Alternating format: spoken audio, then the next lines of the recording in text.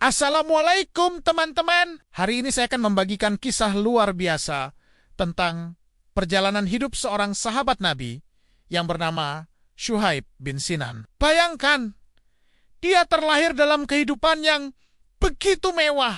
Ayahnya adalah seorang hakim sekaligus kepala daerah di Ubullah, wilayah yang berada di bawah kekuasaan Kisra. Keluarganya adalah keturunan Arab yang telah lama menetap di Irak, jauh sebelum Islam datang. Di tepi sungai Eufrat, berdiri megah istana tempat Syuhaib kecil tumbuh. Istana itu berbatasan dengan Al-Jazirah dan Al-Maushid. Kehidupannya begitu sempurna, penuh kebahagiaan dan kecukupan. Namun, takdir berkata lain. Suatu hari, tentara Romawi menyerang wilayah mereka. Banyak penduduk ditawan, termasuk Syuhaib muda. Para pedagang budak membawanya dalam perjalanan panjang yang akhirnya bermuara di kota Mekah.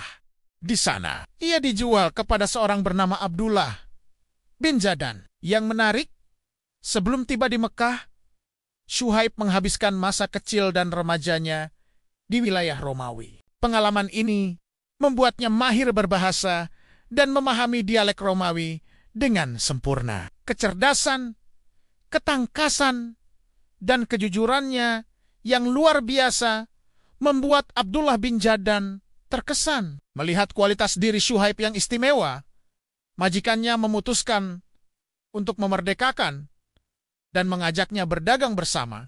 Pada suatu hari, namun, marilah kita biarkan sahabatnya sendiri, Ammar bin Yasir, yang menceritakan tentang hari itu. Aku bertemu dengan Syuhaib bin Sinan di pintu rumah Arkam yang pada saat itu Rasulullah berada di dalamnya. Aku bertanya kepadanya, "Apa yang akan kau cari?" Ia justru balik bertanya, "Engkau sendiri, apa yang kau cari?" Aku menjawab, "Aku ingin bertemu dengan Muhammad dan mendengar apa yang beliau kabarkan." Ia berkata, "Aku juga menginginkan hal itu." Akhirnya, kami pun bersama-sama masuk menemui Rasulullah. Beliau ajarkan Islam kepada kami, lalu kami memeluk Islam. Kami berada di sana hingga sore hari, dan setelahnya kami keluar, meninggalkan tempat itu secara sembunyi-sembunyi, melewati ambang pintu rumah Arkam yang luasnya tidak lebih dari sejengkal itu.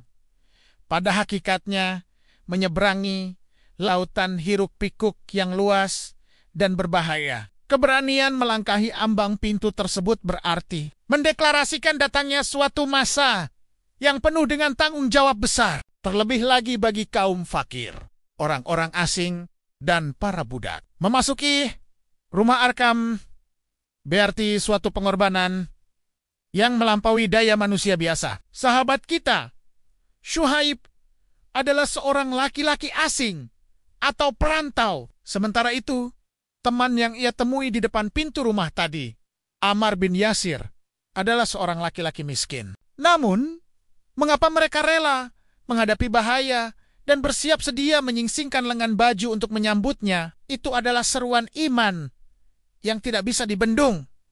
Dan itulah pengaruh kepribadian Rasulullah yang jejaknya telah memenuhi hati orang-orang, baik dengan hidayah maupun cinta. Ketika Rasulullah berniat untuk hijrah, Syuhaib pun mengetahuinya. Menurut rencana, sudah seharusnya ia menjadi orang ketiga dalam hijrah tersebut.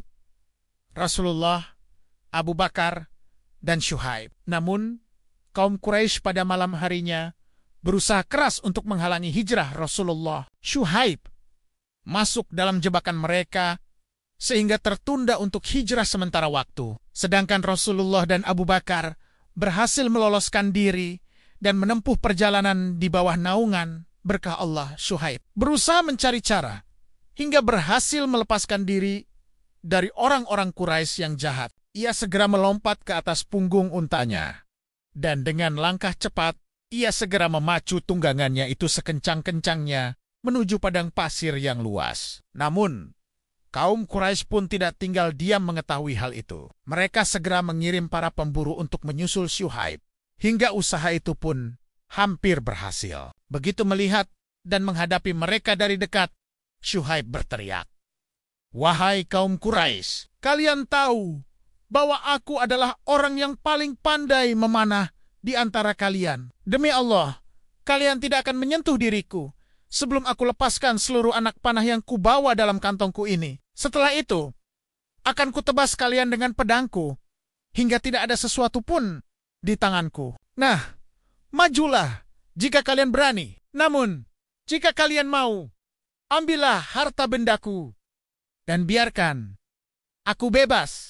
Para pemburu itu lebih menghargai nyawa mereka dan menerima untuk mengambil harta benda Syuaib sebagai imbalan dirinya. Mereka berkata, dahulu engkau datang kepada kami sebagai seorang fakir dan miskin. Namun, kini engkau telah menjadi orang kaya di tengah-tengah kami dengan harta yang melimpah ruah. Apakah sekarang engkau akan pergi dengan membawa nyawa dan hartamu? Syuaib akhirnya memberitahukan mereka tempat ia sembunyikan harta kekayaannya. Sebagai gantinya, orang-orang Quraisy pun membiarkannya bebas, lalu berbalik pulang menuju Mekah.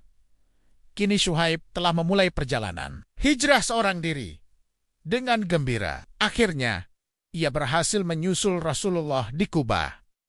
Saat itu, ketika Syuaib muncul, Rasulullah sedang duduk bersama beberapa orang sahabat. Begitu melihat kedatangan Syuaib, Rasulullah berseru dengan gembira, "Jual belimu telah menguntungkan, wahai Abu Yahya. Jual belimu telah menguntungkan, wahai Abu Yahya."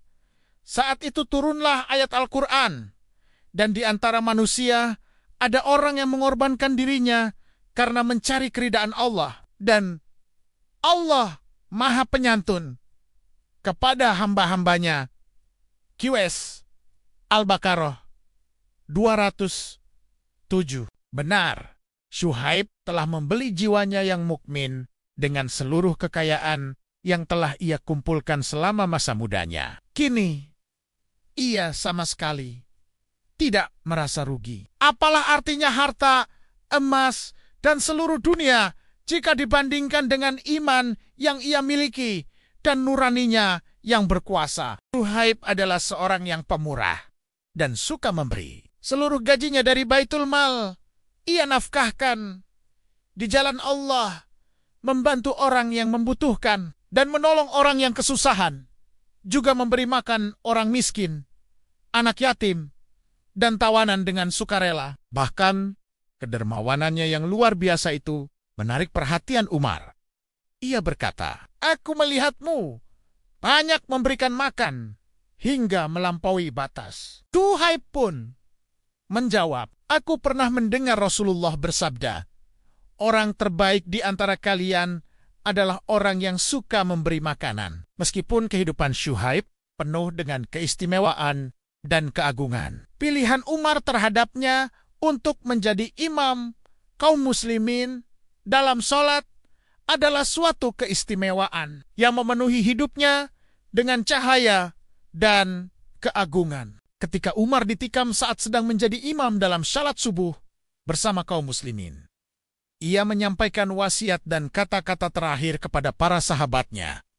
Hendaklah Syuaib mengimami umat. Tentunya, Umar tidak akan sembarang mengambil keputusan. Terlebih lagi dalam kondisi demikian, ketika ruhnya yang suci hendak menapaki jalan menghadap Allah, ia akan berpikir 1000 kali sebelum memilih. Ketika ia telah memilih, tentulah tidak ada seorang pun yang lebih layak daripada orang yang dipilihnya itu. Umar telah memilih Syuaib. Ia memilihnya untuk menjadi imam kaum muslimin dalam sholat sampai khalifah yang baru mulai menjalankan tugas-tugasnya. Umar telah memilihnya. Tentunya bukan karena ia tidak tahu bahwa lidah Syuaib adalah lidah asing. Sungguh peristiwa itu merupakan salah satu nikmat dan karunia Allah yang paling sempurna bagi hambanya yang saleh. Syuaib bin Sinan.